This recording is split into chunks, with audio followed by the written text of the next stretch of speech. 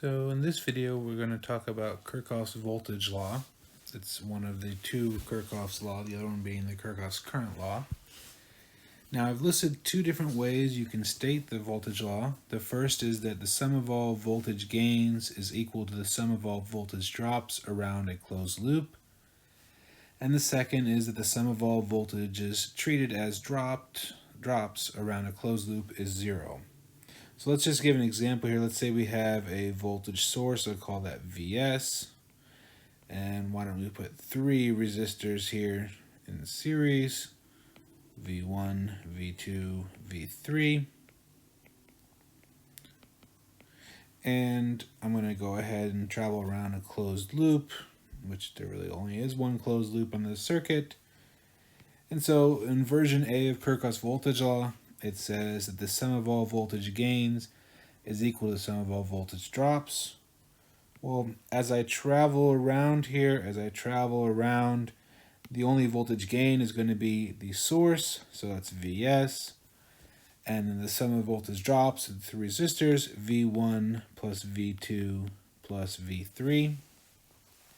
And that would be the equation you would get from version A of Kirchhoff's voltage law.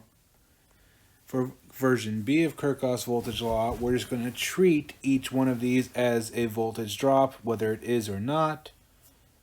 So on the source here, since it's actually a voltage gain, that's the same as a drop of negative Vs.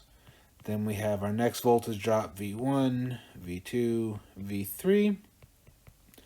And it says if you add up all of these voltage drops, you get the answer 0. And as you'll see here, those two equations are mathematically the same. You can just move the Vs to their side, and they are the exact same equation here. And so that's why version A and version B are saying the same thing. It just looks different. And the reason why this is important is if you're going to have a bunch of different things in your circuit, capacitors, inductors, resistors, sources, voltage sources, current sources, etc., it may not be as obvious what is a voltage gain and what is a voltage drop in a circuit. And so what we're going to do is we're going to pretty much just use version B, and here's how it's going to work. As you travel around, I'll use this box here so we don't even know what's going on here. You know, whether it's resistor, capacitor, inductor, or some other thing in there. And what we're just always going to say is that as you are traveling around your loop,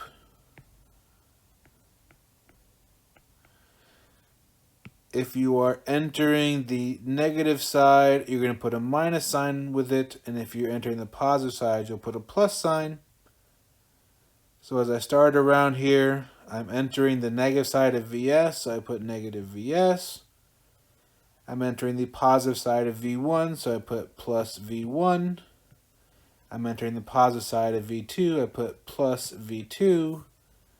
And then with the way I drew it, I'm entering the negative side of V3, so I put minus V3 equals 0.